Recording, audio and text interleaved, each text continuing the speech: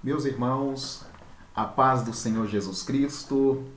Aqui quem vos fala é o pastor André Araújo e o meu objetivo através desse vídeo é estar apresentando aos irmãos e irmãs a nova revista da Escola Bíblica Dominical desse segundo trimestre, que nós vamos estar estudando, com a graça de Deus, a escola dominical aos domingos em cada uma das nossas igrejas da Assembleia de Deus Ministério do Butantã.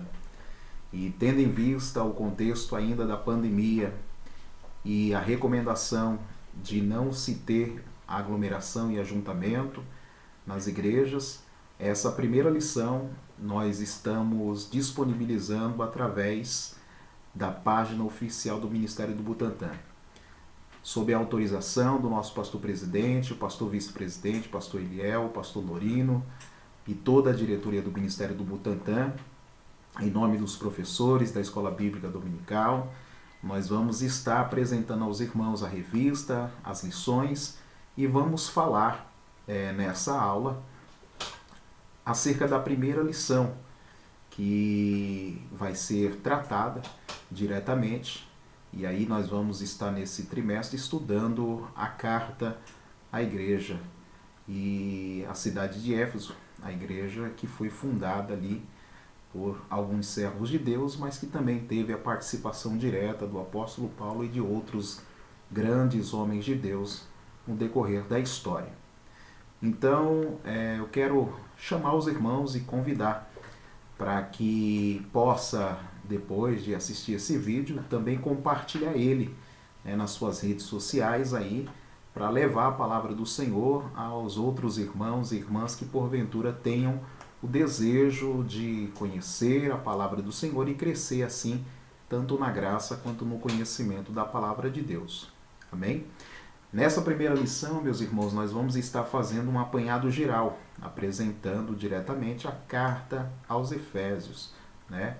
Vamos falar da sua autoria, vamos falar um pouco sobre a questão da cidade, vamos falar um pouco sobre o propósito da carta, qual era a mensagem principal da carta. Nós vamos trazer um assunto assim de forma pontual, apresentando a carta a todos os irmãos e irmãs. Por quê? O tema da revista da Escola Dominical é esse aqui, a igreja eleita, né? E abaixo está escrito assim, redimida pelo sangue de Cristo e selada com o Santo Espírito da promessa, né?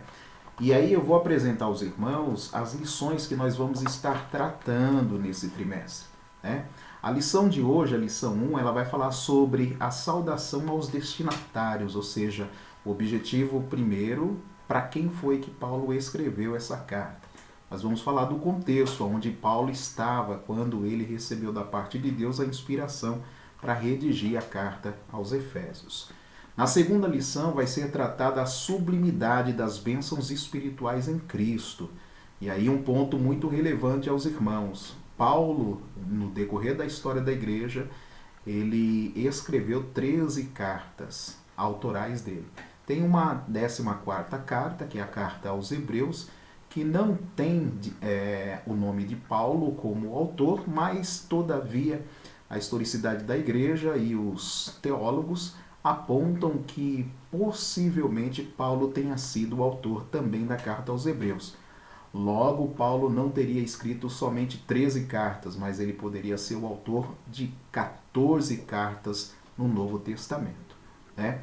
Carta era um meio de comunicação utilizado no passado. Até bem pouco tempo atrás, uns 15 anos atrás, uns 20 anos atrás, as pessoas ainda redigiam cartas. Depois das cartas, chegou e nasceu o BIP, aquelas mensagens de texto. Depois nós tivemos a criação do e-mail, e aí veio também o WhatsApp, as mensagens instantâneas e as redes sociais, né? Então, carta era um meio, um instrumento de comunicação entre as pessoas antigas, lá no passado, até bem pouco tempo atrás. Mas hoje nós já não falamos através de cartas escritas, né? Pois a mensagem de Deus ela pode chegar de várias formas e maneiras às pessoas, até mesmo por intermédio de um vídeo como esse. A lição de número 3 ela vai tratar sobre um tema que é muito importante dentro da teologia, que é sobre eleição e predestinação, tá certo? Você vai aprender bastante acerca disso, né? Ou seja, existe predestinação, e quando a Bíblia fala de eleição e predestinação, em que contexto ela está falando? Na lição 3 você vai aprender sobre isso. 4. A iluminação espiritual do crente.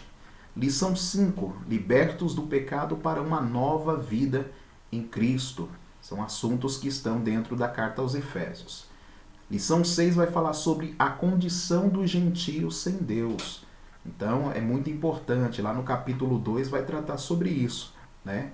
Qual é a condição de uma pessoa não salva diante de Deus? Vamos aprender. Lição de número 7 vai falar sobre Cristo e a nossa reconciliação com Deus. Ou seja, qual é o papel de Cristo nesse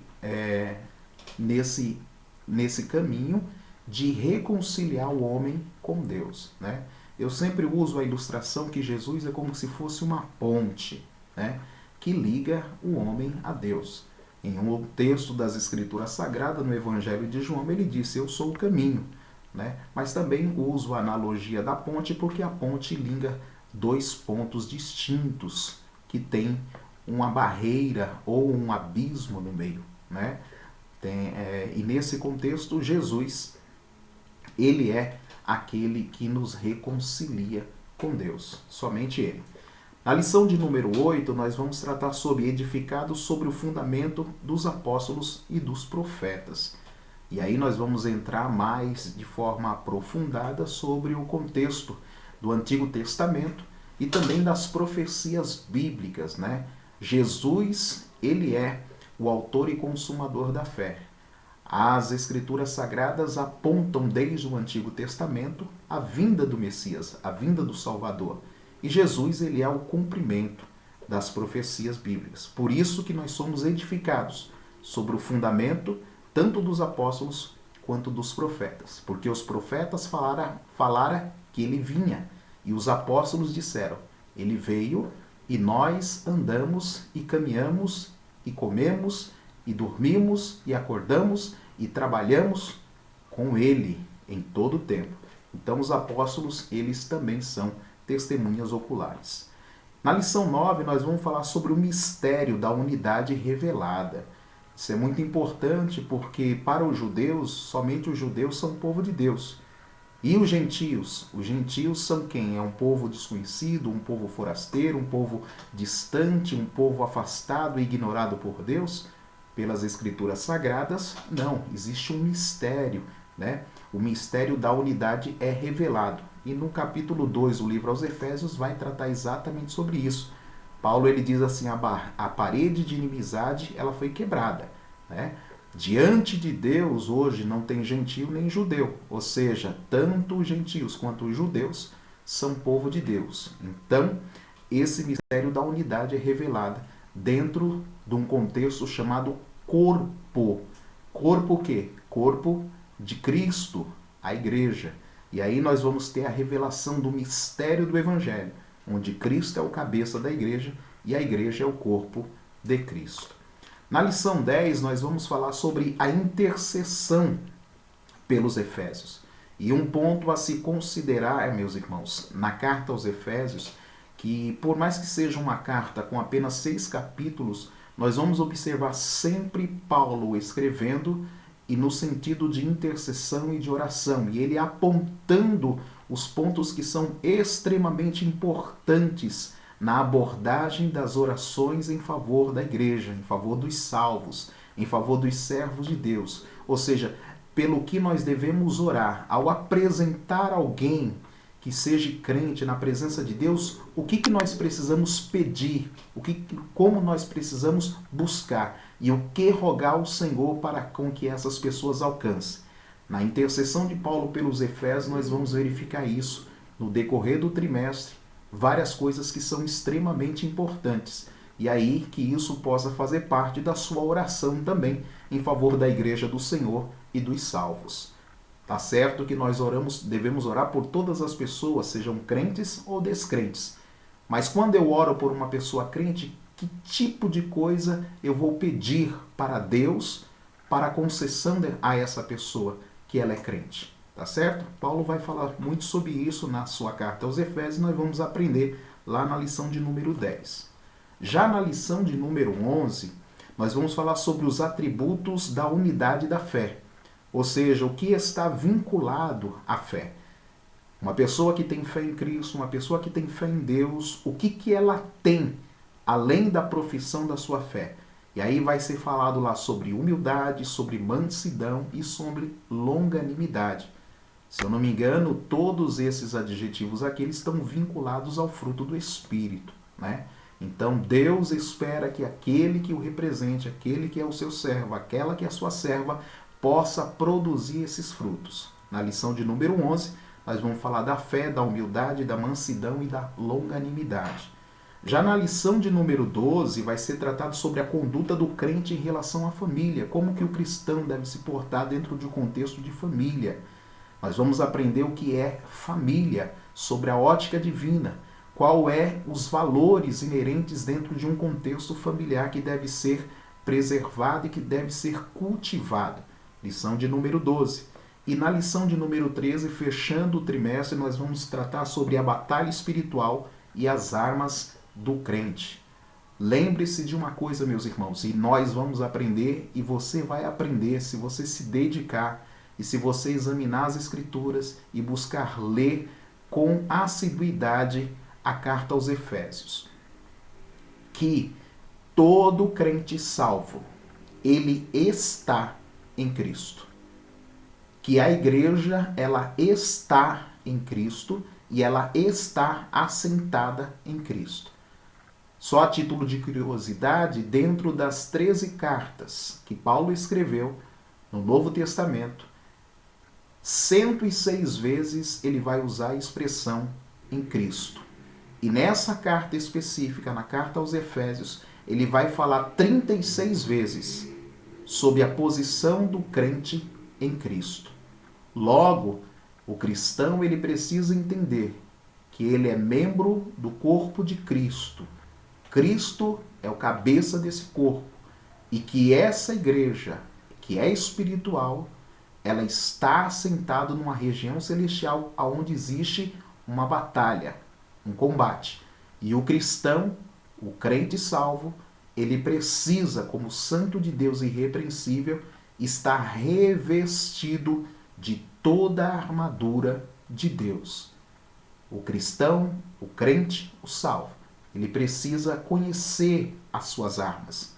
E aí nós vamos aprender lá na lição 13, para encerrar o trimestre, que de todas as armas que a gente tem lá disponíveis, que Paulo utiliza a figura de um soldado, ele vai trazer armas defensivas, na sua maioria, e apenas uma arma de ataque. Logo, o cristão ele precisa estar preparado e pronto para toda boa obra. E não apenas se defender, mas também atacar. A igreja está na linha de frente, no reino de Deus, para destruir o reino das trevas e desfazer as obras do diabo. Amém? Então, essas são as 13 lições que vão ser tratadas nesse trimestre. Espero que todos os irmãos e irmãs possam, com afinco, com dedicação, buscar e ler. E aí é recomendação, irmãos. Nós vamos falar nessa revista aqui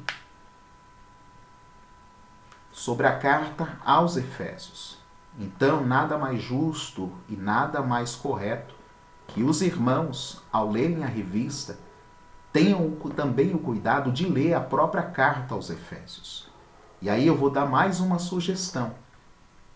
Além de ler a carta aos Efésios, leia a carta aos Colossenses, que ela é chamada de uma carta co-irmã, ou seja, que Paulo escreveu dentro do mesmo período em que ele estava preso na cidade de Roma, na sua primeira prisão. Ele tanto escreveu a carta aos Efésios quanto a carta aos Colossenses. E praticamente elas são similares, têm muitas características em comum.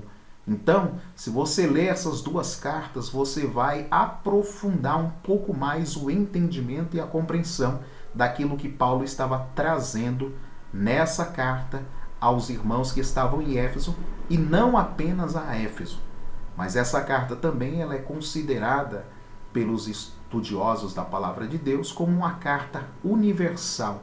Ou seja, ela serviria de apoio, de instrução e de ensinamento não apenas para a igreja que estava localizada na cidade de Éfeso, mas serviria também para a instrução e edificação de todas as igrejas vizinhas ou próximas à cidade de Éfeso. Ou seja, o portador dessa carta, Tíquico, que era um cooperador na obra de Deus, aonde ele passasse, se tivesse uma igreja, um conjunto de crentes, ele poderia pegar essa carta e ler essa carta aos irmãos. Era assim no passado que se levava a palavra de Deus, através de uma leitura. Lembra da leitura oficial no culto? Esse momento é o momento da leitura da palavra. Ou seja, eu estou lendo uma carta da parte de Deus escrita por alguém inspirado por Deus. E as pessoas ouviam, guardavam e colocavam em prática as palavras que eram lidas.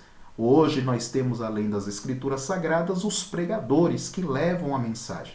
Mas todo pregador que se preze deve falar segundo a verdade. Amém? Antes de darmos início a essa primeira lição, fazendo esse breve resumo, eu quero apresentar aos irmãos, neste momento, como sugestão do próprio comentarista, que nós falamos um pouco sobre o escritor da revista desse segundo trimestre, né? O comentarista bíblico que redigiu essa revista para o nosso conhecimento e ao nosso aprendizado nesse trimestre é o pastor Douglas Batista, né? Quem é ele? Ele é presidente do Conselho de Educação e Cultura da CGADB.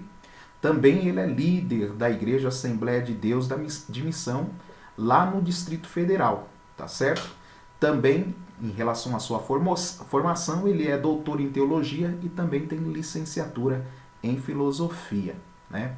Então, assim como ele tem pedido aqui, o meu desejo e o desejo do comentarista e o desejo de todos os professores é que você, aluno da Escola Bíblica Dominical, possa se dedicar, possa ter fome e sede de justiça para crescer na graça e no conhecimento nesse trimestre. Então, antes de darmos início à lição, eu queria fazer um minuto de oração para nós darmos início, tá bom? Como eu disse, nós vamos fazer uma aula introdutória, e essa aula introdutória ela tem o condão ou o objetivo em si de apresentar a carta por um todo. Então, nós não vamos entrar muito em detalhe, tá? Mas, como eu disse e li as demais lições, nas lições sequenciais da escola bíblica, aí sim, cada professor vai estar aprofundando um pouco mais o objetivo e extraindo os ensinamentos doutrinários que a palavra de Deus ali vai nos transmitir. Vamos fazer uma oração? Senhor Deus e Pai, glorificado seja o teu santo nome. Te louvamos e te agradecemos por poder estar na tua presença e poder neste momento, ó Deus, buscar a tua face. Deus, queremos pedir ao Senhor a tua direção para poder falar a tua palavra, a fim de instruir os teus filhos e filhas no teu caminho, levando a eles a verdade, para que eles cresçam em graça, sabedoria e entendimento e possam alcançar, ó Deus, a estatura perfeita de varão, como diz a tua palavra, para viverem uma vida de santificação e honra, de forma irrepreensível, em santidade diante do Senhor e dos homens. Deus, ajude os teus filhos e filhas, dando a eles iluminação no entendimento, para que eles, ao lerem a tua palavra, ao lerem e estudarem a lição, possam assim extrair os ensinamentos para darem frutos na tua obra e no teu reino. Deus, que o teu Espírito Santo nos ajude e venha ajudar cada um dos teus filhos e filhas, para que todos eles cresçam para a tua glória. Amém. Graças a Deus. Então vamos lá, meus irmãos. A introdução da lição, ela vai trazer um apontamento que qualifica diretamente a carta aos Efésios, né? Ou seja, os teólogos e os historiadores dão que a carta aos Efésios é considerada a rainha das epístolas, né? E aí nela nós temos o propósito eterno de Deus para a igreja, revelado através de Jesus Cristo. Nessa lição também nós vamos estudar os aspectos introdutórios e as principais abordagens doutrinárias da epístola, né? O que Paulo tratou. E durante esse estudo, o conteúdo da epístola deve nos levar também a adorar a Deus e ao aperfeiçoamento da nossa vida cristã. Na lição de hoje, nessa primeira lição, nós temos 3 objetivos. Como objetivo geral, nós temos o propósito divino, vamos extrair o propósito divino da Epístola aos Efésios, ou seja, buscar qual é o foco central dessa carta. Aí eu tenho subtópicos, e no primeiro subtópico eu tenho que trabalhar a autoria e a data da epístola. Nós vamos falar sobre isso. Também identificar para quem foi dirigida a epístola aos Efésios. Na introdução nós já demos uma pincelada, mas nós vamos aprofundar um pouco mais. E terceiro, explicar o propósito da escrita e a mensagem contida na epístola em si. Tá certo? Então, lição de hoje, lição de número 1, carta aos Efésios, saudação aos destinatários. Como o texto áureo sugere, Efésios capítulo 1, versículo 2, que diz: a vós graça e paz da parte de Deus nosso Pai e da do Senhor Jesus Cristo.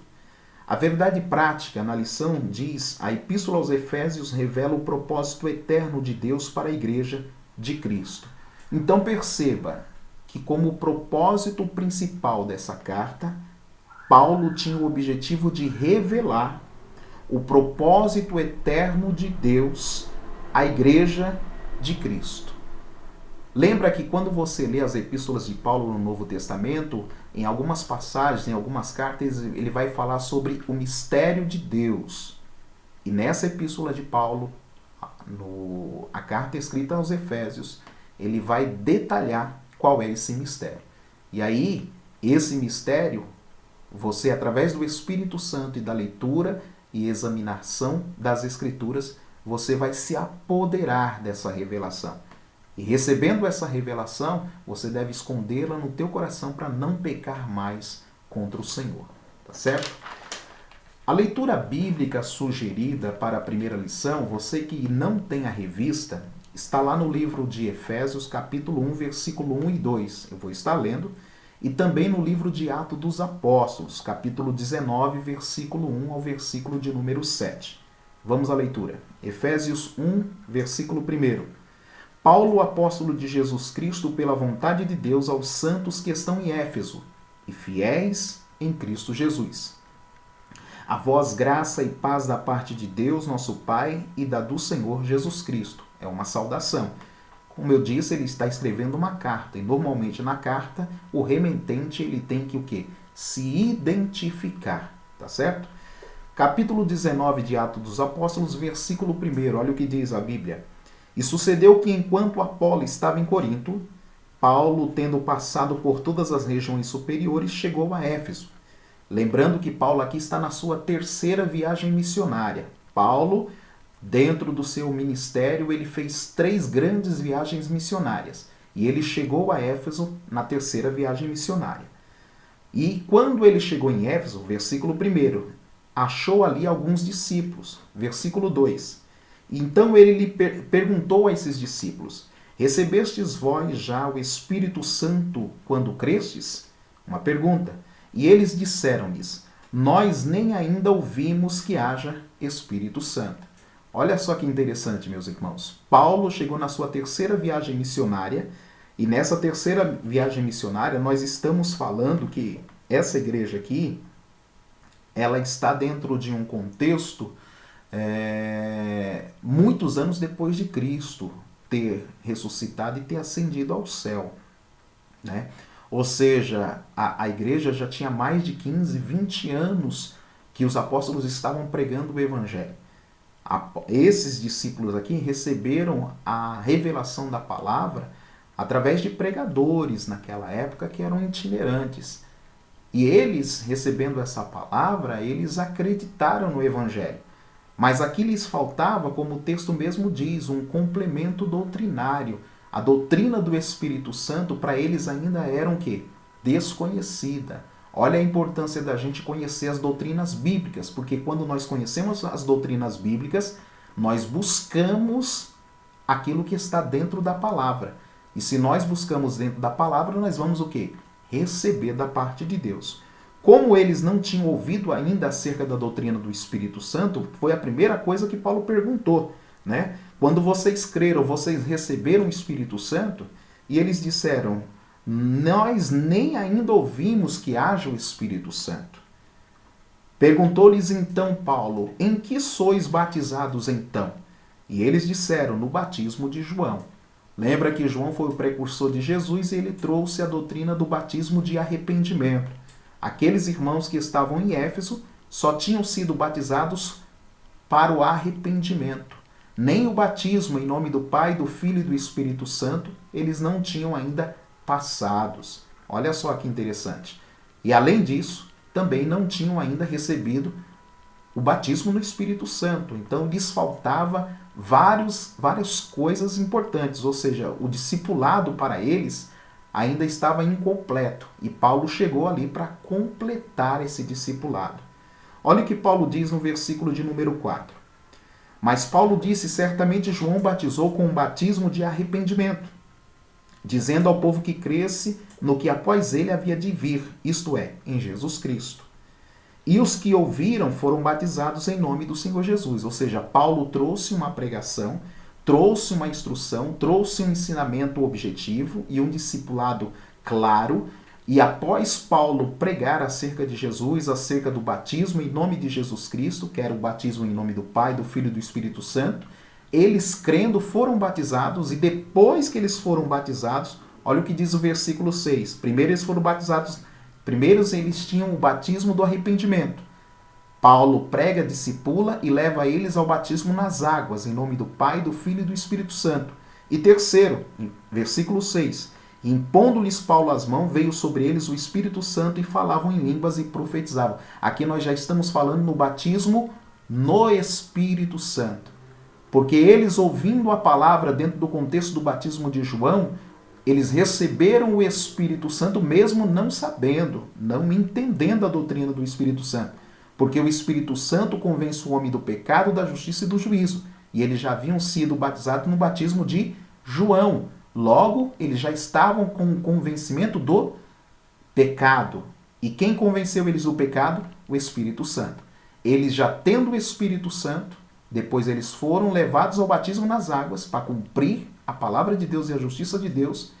E depois Paulo impõe as mãos sobre eles para eles receberem o revestimento de poder e serem batizados no Espírito Santo. E a Bíblia diz que após esse batismo, de imediato, eles falavam em línguas e profetizavam. Eu paro aqui um pouquinho. Meu irmão, minha irmã, quanto tempo você está na igreja? Há quanto tempo você está na Assembleia de Deus?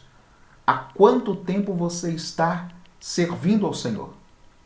Essas verdades aqui, você já se apropriou de todas elas? Primeiro, o arrependimento. Segundo, sepultamento da velha criatura, batismo nas águas, em nome do Pai, do Filho e do Espírito Santo. E terceiro, revestimento de poder, batismo no Espírito Santo, para receber dons e receber ousadia, porque você é membro do corpo de Cristo, a igreja. Assim, essa promessa diz respeito a todos nós. Você é assembleiano, você tem que buscar isso, o batismo no Espírito Santo. Precisa sepultar a velha criatura, ser batizado nas águas, em nome do Pai, do Filho e do Espírito Santo. Precisa ter o processo do arrependimento. E aí, sequencialmente, receber essas virtudes da parte de Deus. E no versículo 7 diz, e estes eram ao todo uns 12 varões. Então Paulo, ao chegar em Éfeso, ele encontrou esse conjunto de irmãos que certamente se reuniam não dentro de uma congregação, mas dentro de residências, porque as igrejas, lá no começo da igreja, se reuniam nas casas. Encontrando esses 12 varões e percebendo a deficiência de conhecimento que eles tinham acerca das doutrinas fundamentais da fé, Paulo, identificando isso, trouxe a eles os ensinamentos necessários e eles, recebendo a instrução, logo se apropriaram daquilo que Deus tinha para eles, né? E aí eu quero que você abra a Bíblia no livro aos Efésios, capítulo 1, versículo 3. Olha o que diz a Bíblia Sagrada. Essa palavra é para nós nos dias atuais. Porque esse texto aqui, e Paulo, ao tratar sobre isso no livro aos Efésios, ele quis nos dar exatamente a dimensão dos benefícios da morte e da ressurreição de Cristo para o salvo. Olha o que ele diz no versículo 3. Bendito Deus e Pai de nosso Senhor e Salvador Jesus Cristo, o qual nos abençoou com todas as bênçãos espirituais nos lugares celestiais em Cristo. Aqueles 12 homens, eles tinham conhecimento parcial da palavra de Deus acerca da doutrina do arrependimento. Mas eles ainda não tinham conhecido e experimentado a plenitude da graça e da virtude de Deus através do Evangelho, morte e ressurreição de Cristo. Quando eles compreenderam que era necessário eles sepultarem a velha criatura e serem batizados em nome do Pai, do Filho e do Espírito Santo, eles foram ligados pela fé à igreja, o corpo de Cristo. Ou seja, eles foram ligados no cabeça. E aí o texto diz, em Cristo nós temos todas as bênçãos espirituais nas regiões celestiais. E uma das bênçãos espirituais disponíveis a toda a igreja, a todo cristão, a todo homem e mulher pecador arrependido é o batismo no Espírito Santo. Acredite nisso. Jesus, ele quer te batizar no Espírito Santo. Jesus, ele quer que você não apenas tenha o Espírito Santo, não. Ele quer que você seja cheio, revestido, preparado e capacitado para toda boa obra. Nesse contexto, quando Paulo ele fez esse trabalho no início da igreja, da sua chegada na cidade de Éfeso, a história daquela igreja começou a mudar. Porque esses homens aqui, eles começaram a ter muito mais vigor, ânimo, ousadia, fé, entendimento, conhecimento e compreensão do que era o Evangelho. Tá certo? Então essa é a leitura bíblica em classe.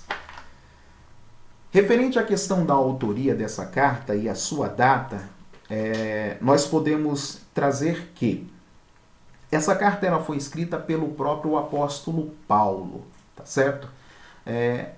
Aproximadamente, a questão da data aí, nós podemos falar que foi entre o ano 60 e o ano 62 depois de Cristo, né? Então imagine que a igreja aqui ela já está dentro de um contexto. Jesus morreu aos 33 anos. Nós estamos falando que a igreja aqui ela tinha aproximadamente entre 27 e 29 anos depois de Cristo ascender ao céu. Ou seja, olha só esse contexto histórico, como ele é importante, né? E nesse contexto histórico, depois de 27 anos, 29 anos, ainda tinha pessoas que tinham ouvido o Evangelho, mas não compreendiam e não tinha total entendimento das Escrituras. Por quê? Porque não era tão simples ter acesso às cartas, ou aos manuscritos, ou à própria lei, ou aos pergaminhos. Era algo muito peculiar e era muito raro alguém ter acesso a isso. As pessoas deveriam ter muito recurso para poder ter isso em mãos. E hoje todos nós temos 1, 2, 3, 4, 5, 6, 10 Bíblias, né? Mas nem todo mundo as usa, as lê. Então aqui você tem, use, abuse dela e examine, tá certo? A autoria, o apóstolo Paulo é o escritor, né? E se nós lembrarmos no contexto da conversão de Paulo em Atos capítulo 9, nós vamos perceber que Paulo, antes de ser conhecido como Paulo, chamado de Paulo, o apóstolo Paulo, ele tinha um outro nome, né? Esse outro nome é o seu nome de batismo, porque Paulo era judeu. E ele, como judeu, ele tinha o seu nome de Saulo, que possivelmente fazia referência ao próprio rei Saul, uma homenagem. Até porque Paulo, que era conhecido entre os judeus como Saulo, ele era da tribo de Benjamim, tribo do próprio rei Saul, primeiro rei de Israel. E o nome Paulo ele é conhecido entre os romanos, entre os pagãos em si, porque Paulo tinha dupla cidadania. Ele era tanto judeu, quanto também ele era cidadão de Roma. E aí nós vamos lembrar que Paulo ele foi chamado diretamente por Jesus. Ou seja, Paulo não foi chamado enquanto Jesus não tinha ido à cruz. Foi depois de Jesus morrer e ressuscitar que veio, anos depois, a chamada e a convocação de Paulo para o ministério apostólico. Diferentemente de Pedro, Tiago, João, né, que foram chamados diretamente por Jesus antes dele ir à cruz no Calvário.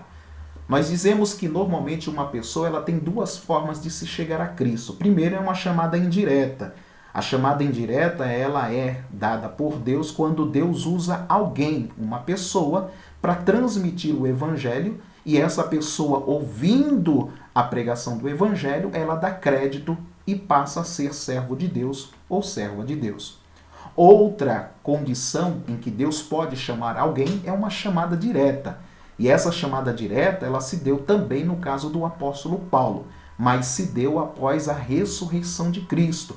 Capítulo 9 do livro de Atos dos Apóstolos, você vê que Paulo tem nas mãos Saulo, eu vou usar o nome Saulo, Saulo tem nas mãos cartas dos maiorais de Jerusalém, das sinagogas, para perseguir, para mandar prender e matar os cristãos na época. Ou seja, e nessa empreitada dele para o caminho de Damasco, o Senhor aparece a ele no caminho e diz: Saulo, Saulo, por que me persegues? Aí ele pergunta: quem é, Senhor? E ele diz: eu sou Jesus a quem tu persegues. Ou seja, a partir dali, Saulo tem uma chamada direta do próprio Cristo. E aí, olhando para os antecessores de Paulo, que nós chamamos de apóstolos, como Pedro, Tiago, João, Mateus e outros, nós dizemos que eles também foram chamados direto, mas dentro de um outro contexto, tá certo? Paulo foi chamado direto por Cristo também, por isso que ele é considerado também um apóstolo, porque essa chamada se deu diretamente pelo próprio Cristo, tá ok? Efésios 4, versículo 11, nós vamos falar disso mais para frente. Mas diz assim: ele deu uns para apóstolos, profetas, pastores, doutores e evangelistas, visando o crescimento. Quem deu? Jesus. Ele chamou. Tá ok? A nível ministerial, as chamadas elas precisam ser diretamente dadas por Cristo, não pelo homem, por Cristo. O homem apenas reconhece a chamada de Cristo na vida de um outro homem. Tá bom? A unção quem dá é Deus, através do Espírito Santo em Cristo Jesus. Nessa epístola nós temos a assinatura do próprio apóstolo, né? Efésios capítulo 1, versículo 1, olha o que diz: Paulo, apóstolo de Jesus Cristo, pela vontade de Deus, aos santos que estão em Éfeso e fiéis em Cristo Jesus. Logo, no primeiro versículo, ele já identifica quem é o remetente, né? Ou seja, quem é que está escrevendo essa carta. Então, a autoria é de Paulo e a data entre 60 e 62 depois de Cristo, tá? Qual que é o local aonde Paulo estava ao escrever essa carta? Paulo estava exatamente dentro de um contexto de uma prisão domiciliar. E Paulo passou por duas prisões em Roma. Uma primeira, onde ele foi absolvido, e a segunda, onde ele foi condenado. A primeira, onde ele é absolvido, nós podemos ter referência lá no livro de Atos dos Apóstolos, capítulo 28, versículo 30. Tá certo? E aí eu quero ler com os irmãos, para os irmãos perceber esse contexto de como se deu. Paulo ele foi preso e nesse contexto de prisão ele tinha uma prisão domiciliar. Até nos dias de hoje nós temos condição, pessoas que estão hoje dentro do sistema carcerário, que estão cumprindo pena em regime aberto. O regime aberto, normalmente a pessoa cumpre a pena no regime domiciliar. Então Paulo ele estava cumprindo uma pena de 2 anos, só que sob o regime domiciliar. Capítulo 28, versículo de número 30. Olha o que diz o texto. E Paulo ficou 2 anos inteiros na sua própria habitação que alugara e recebia todos quanto vinham vê-lo, pregando o reino de Deus e ensinando com toda a liberdade as coisas pertencentes ao Senhor Jesus Cristo, sem impedimento algum. Então, era esse o contexto. Paulo estava numa prisão domiciliar. E para complementar, meus irmãos, essa parte da lição, eu gostaria de ler no capítulo de número 4, versículo 1, que fala do contexto da prisão de Paulo. Olha o que diz lá. Rogo-vos, pois eu, preso do Senhor, que andeis como é digno da vocação com que fostes chamado. Olha o que Paulo diz também no capítulo 3, versículo 1. Por esta causa eu, Paulo, sou prisioneiro de Jesus Cristo por vós, os gentios. Então aqui nós temos as referências que apontam que Paulo estava dentro de um contexto de prisão, em Roma, ou seja, cumprindo pena domiciliar, pregando o evangelho. E ele recebia as pessoas dentro dessa casa e ali instruía, falava acerca do reino de Deus. Foi o que nós lemos lá em Atos capítulo 28, versículo 31, pregando o reino de Deus, ensinando com toda liberdade as coisas pertencentes ao Senhor Jesus, sem impedimento algum. Então Paulo recebia a visita de qualquer pessoa e todas as pessoas que procuravam Paulo, ele ali falava da palavra de Deus. Mesmo preso, ele estava cumprindo uma prisão domiciliar. E ele diz que ele estava ali por vontade de Deus, tá certo? Agora no tópico 2, eu gostaria de falar sobre os destinatários dessa carta, né? Paulo escreveu essa carta e ao finalizar essa carta, ele entregou essa carta a Tíquico, né? Capítulo 6, versículo 21 do livro de Efésios. Olha o que diz lá o texto. Diz assim: Ora, para que vós também possais saber dos meus negócios e o que eu faço, Tíquico, irmão amado e fiel ministro do Senhor, vos informará a tudo, o qual vos enviei para o mesmo fim, para que saibais do nosso estado, e ele console os vossos corações. Então Paulo tinha um cooperador na obra, chamado Tíquico, que era da cidade de Éfeso, e que teve a incumbência de pegar essa carta, que nós temos hoje na Bíblia Sagrada, com 6 capítulos, e levar lá para a igreja de Éfeso. Mas ele não apenas levaria a igreja de Éfeso, mas levaria essa carta como carta universal e circular a todo o ajuntamento cristão que ele encontrasse no caminho, inclusive Éfeso. E aí, falando sobre Éfeso, ela foi uma cidade criada aproximadamente no ano 1050 depois de Cristo. Antes de Cristo. E essa cidade, ela tornou-se um centro político, comercial e religioso na Ásia Menor. Hoje, se nós pudéssemos olhar para o mapa mundi, eu poderia perguntar onde se encontra a localização exata de Éfeso, né, nos dias atuais. Hoje, nós poderíamos olhar para um país chamado Turquia, que é um país que fica na Euroásia, ou seja, parte do território está na Europa e parte do território está na Ásia. Ou seja, a cidade de Éfeso é uma cidade cujo território está dentro do contexto geográfico da Turquia, um país nos dias atuais. Essa cidade era uma cidade litorânea, cujo porto desaguava no mar Egeu, né? A rua principal era uma rua pavimentada em mármore com colunas trabalhadas em ambos os lados. Essa cidade era considerada uma grande metrópole, assim como é a cidade de São Paulo, tá certo? Naquela época, essa cidade tinha aproximadamente 500 mil habitantes e continha também uma grande obra produzida pelos homens antigos, que era um grande anfiteatro, considerado na época a 7ª maravilha do mundo. Era como um estádio com a capacidade de aproximadamente 25 mil pessoas, tá certo? Então, olha só o tamanho dessa cidade. E por ser uma grande metrópole, Paulo, como sendo o pregador dos gentios, na sua 3ª viagem missionária, fez questão, levado pelo Senhor, a entrar nessa cidade e ali pregar o evangelho. Como eu disse aos irmãos, a cidade de Éfeso, ela tem alguns pontos que são importantes a gente salientar. Por ela ser uma grande metrópole, ela, como uma cidade antiga, ela também tinha uma questão religiosa muito forte. E aí se pegava muita questão da idolatria nessa cidade, né? Esse templo e esse anfiteatro, ele ficava lotado. Bom, ali acontecia muitas lutas entre gladiadores, pessoas com pessoas, gladiadores homens com animais, né? Peças e espetáculos. E dentro dessa cidade também havia um grande templo dedicado à deusa Ártemis, né? No Antigo Testamento, e também traduzindo a grande deusa Diana dos Efésios, né? que era considerada a deusa da fertilidade. E essa cidade, além da questão da sua economia ser movimentada pela questão do porto, né, da troca de mercadorias, também essa cidade era considerada uma cidade extremamente idólatra. Nós temos no Brasil algumas cidades que são extremamente idólatras, né, e que têm o contexto de viver economicamente da exploração da venda de apetrechos e relíquias e monumentos e imagens, esculturas e adereços que envolvem a questão da fé.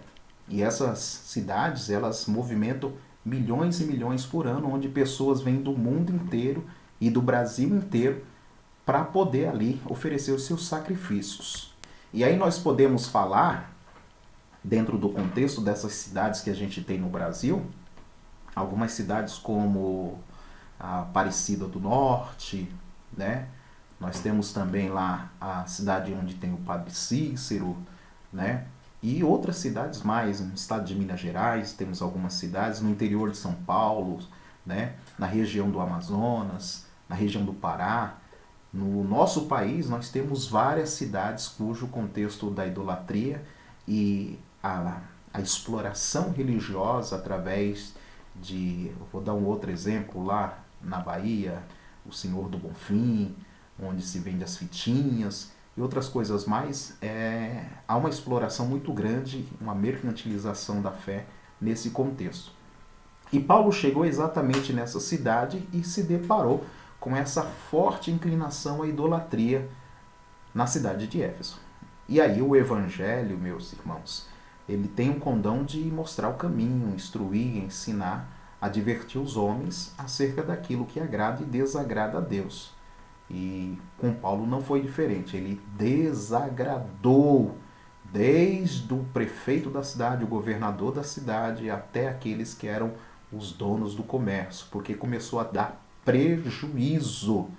O reino de Deus, a palavra de Deus dá prejuízo aos homens e ao reino das trevas.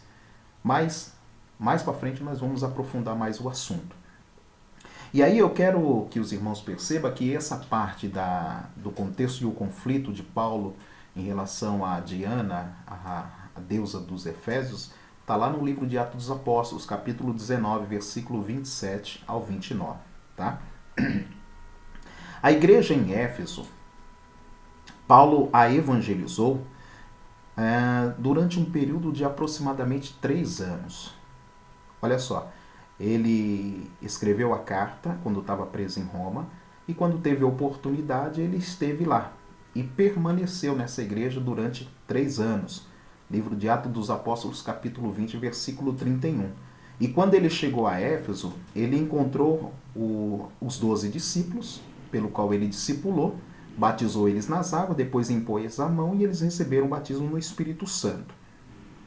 Lá no livro de Atos dos Apóstolos, capítulo 19, versículos 5 ao 7.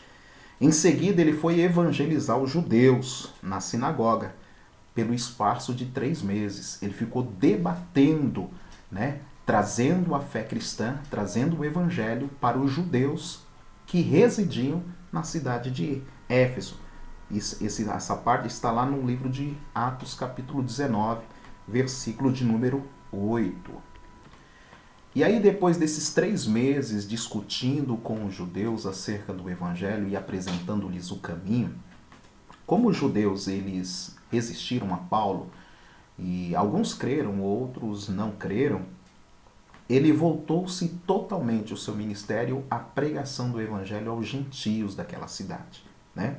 Isso está lá no livro de Atos dos Apóstolos, capítulo 19, versículo 9, né? Ele voltou-se para os gentios, pregou num salão alugado, ou seja, na escola de Tirano, que era um grande homem, na época um influenciador, né? Ou seja, ele usou esse espaço, esse púlpito, para pregar para os gentios. E ali ele continuou fazendo a obra de Deus. Em Éfeso, Deus usou Paulo de forma poderosa. Lá no livro de Atos dos Apóstolos 19, versículo de número 12, diz que os lenços de Paulo eram levados para os enfermos e os endemoniados. Ou seja, Deus manifestava a sua graça e o seu poder na cidade de Éfeso de forma sobrenatural. Paulo não estava presente, mas os lenços de Paulo, que eram trazidos a ele orava, certamente, e aqueles lenços eram levados aos enfermos. E as pessoas eram curadas e libertas. Aqui nós não estamos diante de uma doutrina que as pessoas têm que vir até a igreja e trazer lenço, trazer carteira, trazer utensílios, acessórios de uma outra pessoa, e aí você vai pegar aquilo, vai orar, vai ungir e vai acontecer algo. Isso aqui é um fato isolado. Foi uma maneira, uma forma de Deus agir. Isso não é uma regra, isso não é uma doutrina. Eu não posso pegar isso aqui e começar a pegar lenço, orar nos lenços, ungir os lenços, entregar para as pessoas e dizer, pode levar para o doente, leva lá para o enfermo, leva lá para o endemoniado que Deus vai fazer a obra. Deus não está nos dando uma carta branca para criar essa doutrina, para praticar isso, absolutamente. Isso foi um fato isolado. Tanto é que você tem na Bíblia também um contexto em que Pedro, ao andar no meio da rua, aonde a sombra dele passava, as pessoas eram curadas. Se isso acontecesse, pudesse acontecer com qualquer crente, irmãos, seria uma maravilha. Mas essa não é uma doutrina. Ali também foi uma atuação isolada da parte de Deus. Ah, irmão André, você está dizendo que Deus não pode fazer isso? Não. Deus pode usar qualquer pessoa da forma que Ele quiser. Mas nos contextos que nós estamos lendo, tanto de Pedro quanto de Paulo, são contextos isolados. Não estamos abrindo aqui nenhuma doutrina para que se pratique isso. A partir de hoje a minha sombra cura. Não, só se Deus quiser. A partir de hoje o meu lenço, se for levado para um doente, vai curar. Não, só se Deus quiser. Tá certo? Paulo não era onisciente, nem onipresente, nem onipotente. Pedro também não. Mas naquele começo da igreja, o início da igreja, se fazia necessário uma atuação da parte de Deus de uma forma muito maior, para que as pessoas percebessem o poder da ressurreição de Cristo, principalmente na vida dos apóstolos. E eu estou falando aqui dos apóstolos. E nos dias de hoje? Onde estão os apóstolos? Não temos os apóstolos nos dias de hoje.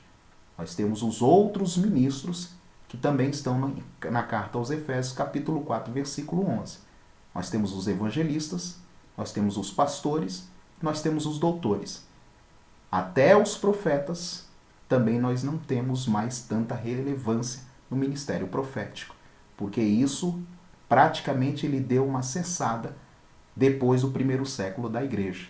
Porque a igreja depois se estabeleceu e cresceu e está até hoje. Porque as escrituras foram forjadas e finalizadas com o próprio apóstolo João. Tá certo? Fica essa reflexão aos irmãos. Dentro do contexto de Éfeso, nós podemos citar algumas pessoas que foram extremamente importantes e usadas por Deus, né? Como grandes líderes que passaram nessa igreja. Dentre eles, nós podemos destacar Apolo, que era um dos 12, que quando Paulo chegou à cidade de Éfeso, já tinha sido batizado no batismo de João, mas não era batizado no batismo de Jesus, em nome do Pai, do Filho e do Espírito Santo. Mateus 28, 18 ao 20. Tá? Mas, além de Apolo, nós temos também Priscila e Áquila, né? Atos dos Apóstolos, capítulo 18, versículo 24 a 28. E se os irmãos perceberem nessa leitura, no capítulo 18, vai perceber que Priscila e Áquila, eles foram participar de um culto onde Apolo pregou. E Apolo era alguém usado por Deus de forma poderosa. Ele tinha uma didática, né? E ele tinha uma ortodoxia na pregação de forma tão veemente, tão fervorosa, né? Que ele prendia a atenção das pessoas. E Priscila e Áquila ouviram ele pregar e depois chamaram ele em particular e anunciaram um pouco mais acerca da palavra, do caminho, das doutrinas bíblicas, e Apolo, no sentido de humildade, recebeu aquela palavra e foi crescendo na graça e no conhecimento, até quando Paulo chegou. Então, Priscila e Áquila aqui também são duas personagens que são relevantes dentro do contexto de Éfeso. Lá em Atos 18, 24 ao 28, você vai ver essa parte.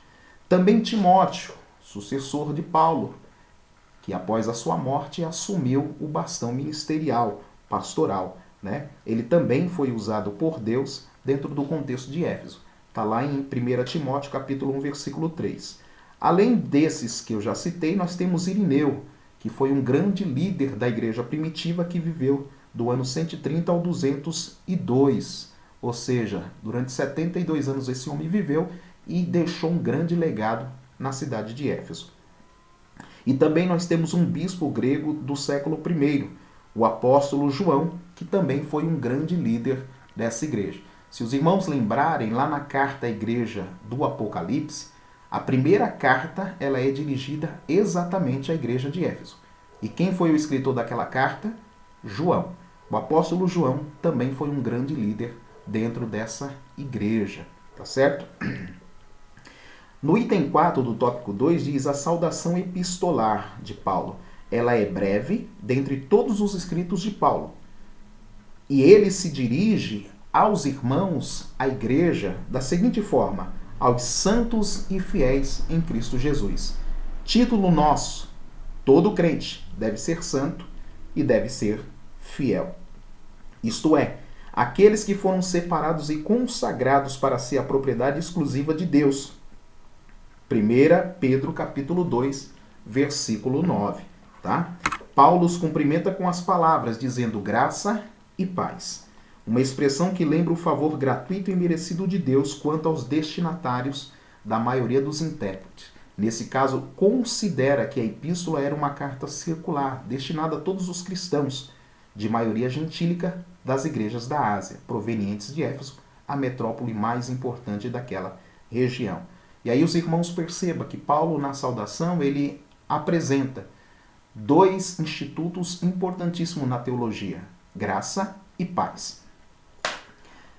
Promessa de Jesus aos homens, promessa de Jesus às pessoas que vêm à igreja. Primeiro, ele promete nos dar a sua graça. Segundo, ele promete nos dar a sua paz. Quando o homem aceita a graça de Deus, ela aceita Jesus como Senhor e Salvador. E como resultado de aceitar Jesus como Senhor e Salvador, ele recebe também a paz de Deus. Romanos capítulo 5, versículo 1 diz: sendo, pois, justificados pela fé, temos paz com Deus. E essa justificação pela fé vem através de Jesus, o presente de Deus aos homens. Olha a importância da saudação e o porquê está lá: graça e paz. Meus irmãos, agora nós vamos estar entrando no tópico 3 da lição, que fala sobre o propósito e a mensagem dessa primeira lição na carta aos Efésios, certo? E aí eu quero destacar aos irmãos que, normalmente, Paulo, quando ele era levado a escrever uma carta, ele sempre tinha ali o objetivo de combater heresias, doutrinas erradas. Às vezes chegava um problema da igreja e ele tinha que aconselhar o que a igreja deveria fazer. E isso nós observamos muito bem quando nós podemos estudar cartas, um exemplo de 1 Coríntios e 2 Coríntios, onde tinha vários problemas daquela igreja, né? Mas quando a gente vai para a carta aos Efésios, aparentemente a epístola ela não vai abordar nenhum problema específico como nas outras cartas de Paulo, né? Porém, nos capítulos iniciais dessa carta, nós vamos perceber que ele vai fazer algumas ênfases, né? E vai trazer alguma solução de certas questões. A primeira questão que Paulo vai tratar nessa carta é que havia novos convertidos que vinham do mundo helênico. Helênicos são os gregos, né? E se nós procurarmos nas Escrituras Sagradas, principalmente nas cartas aos Coríntios, nós vamos ver que os gregos eles eram muito apegados à questão da filosofia, da sabedoria humana, né? E tinha muitas pessoas que vinham do helenismo, né? Que eram gregos, que estavam se convertendo. E dentro do contexto da Grécia Antiga, havia a questão da mistura de vários deuses, havia um sincretismo religioso muito grande e o politeísmo, né? E com religiões de mistério, com envolvimento em magia, né? E isso trazia uma confusão muito grande. E essas pessoas estavam agora dentro do contexto de Éfeso. Lembre-se que Éfeso era uma grande metrópole, como São Paulo, que recebe pessoas do mundo inteiro. E não por acaso o apóstolo Paulo mostra àqueles crentes que Cristo está no controle do universo inteiro. Efésios capítulo 1, versículo 20 e versículo 22, né? Tratando sobre isso. Também é possível perceber outro tipo de ênfase do apóstolo Paulo nessa carta, que o passado daqueles cristãos era marcado pela imoralidade e bebedeira.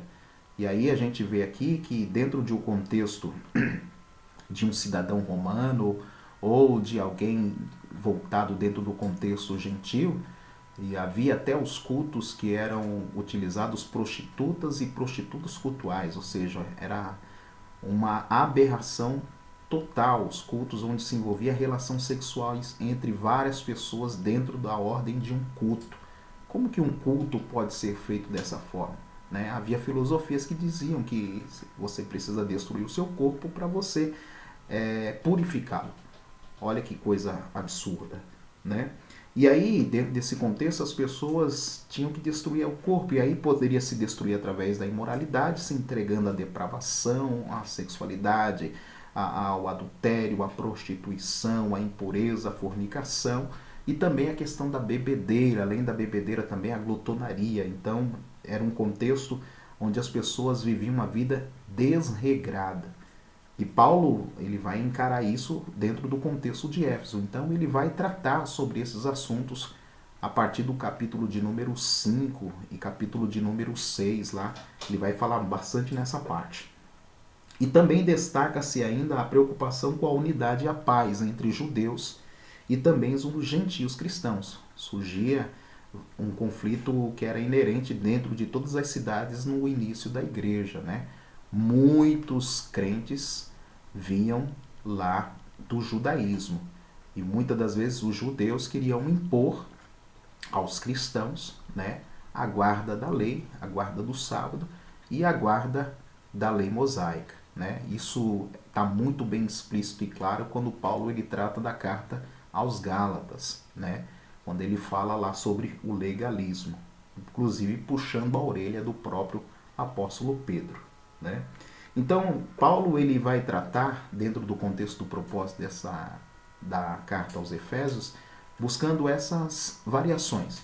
Mas eu gostaria de especificar claramente com um propósito principal, o propósito central dessa carta é, primeiro, fortalecer a fé cristã de todos os crentes de Éfeso. Paulo tem o objetivo de fortalecer a fé desses irmãos em Éfeso.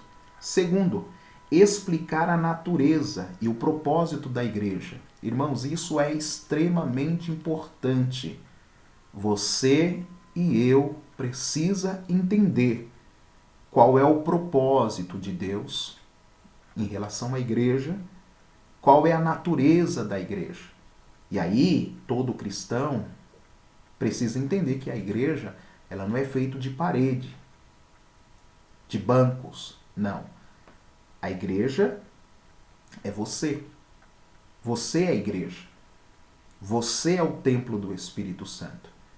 E Paulo, ao escrever essa carta, ele quer deixar bem claro aos irmãos que a igreja somos nós. E a igreja, ela é o corpo de Cristo. Para muitas pessoas é difícil entender isso. Por exemplo, quando você vai para a doutrina católica,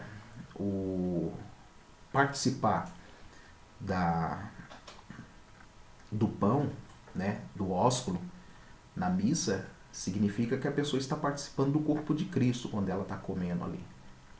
Para nós que somos cristãos da Igreja Evangélica Assembleia de Deus, quando nós estamos participando ali da ceia do Senhor, comendo do pão e bebendo do cálice, é como se a gente estivesse participando do corpo e do sangue do Senhor. Na realidade, o pão e o suco da uva são tipos, são elementos que representam o corpo e o sangue do Senhor. E aí eu tenho que lembrar que eu sou a igreja e eu sou membro do corpo de Cristo. A Bíblia diz no livro de Marcos, capítulo 16, quem crê e for batizado será salvo. A palavra batismo, ela vem do grego, que significa batismo. E a palavra batismo significa imersão.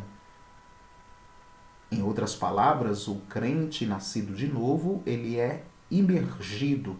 Em outras palavras, ele vai estar sendo ligado. E ele estará em Cristo. E ele estando em Cristo, ele é corpo de Cristo. Ele é membro que pertence a um único corpo, o corpo de Cristo.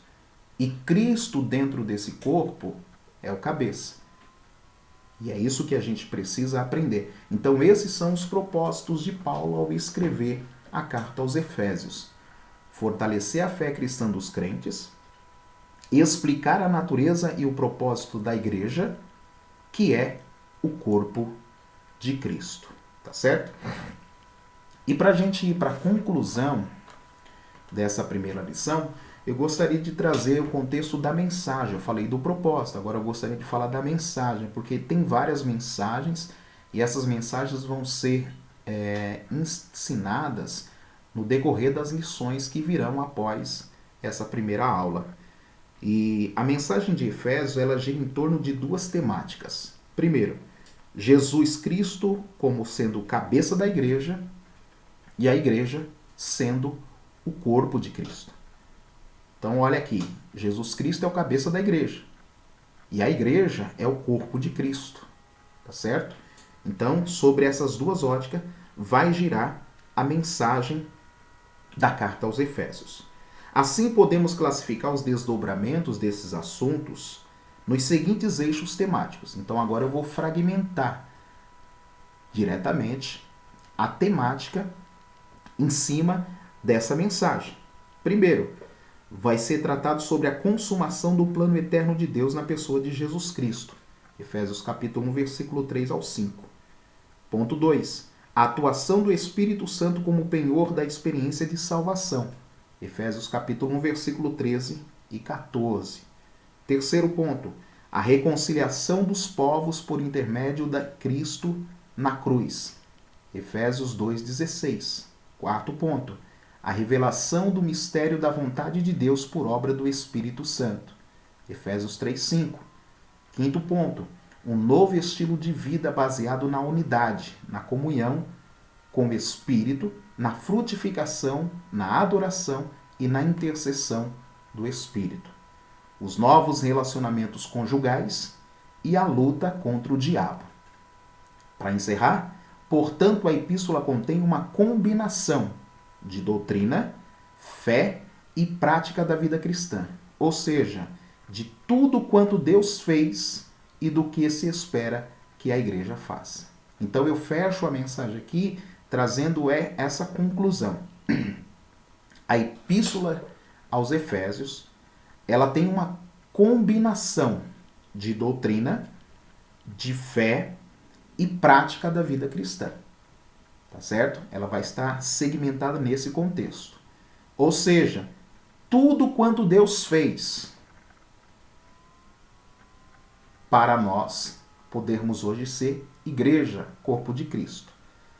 E por outro lado, Deus está dizendo o que Ele espera que nós façamos ao receber esse ensinamento, ao receber essa revelação, ao receber esse, vou usar esse termo, essa graça, esse favor, essa bondade, essa misericórdia da parte de Deus, que é conhecer Jesus.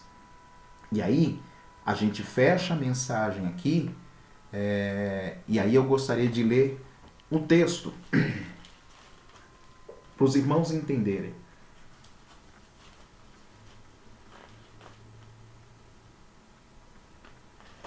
No capítulo 1 aos Efésios, capítulo 1, versículo 15, eu vou encerrar a mensagem aqui.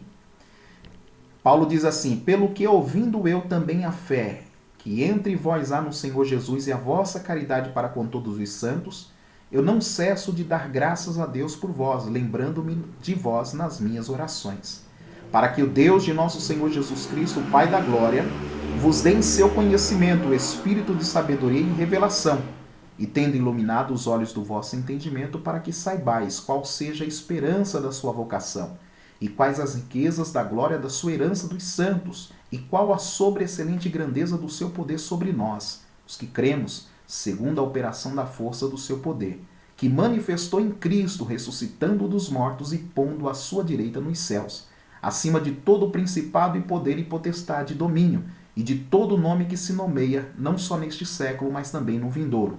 E sujeitou todas as coisas a seus pés, sobre todas as coisas o constituiu como cabeça da igreja, que é o seu corpo, a plenitude daquele que cumpre tudo em todos. E aí eu fecho a mensagem de hoje dizendo assim: qual é o propósito de Deus na carta aos Efésios? Fortalecer, meus irmãos.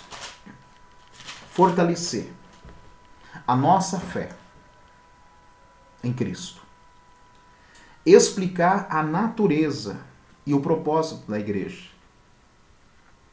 que é o corpo de Cristo.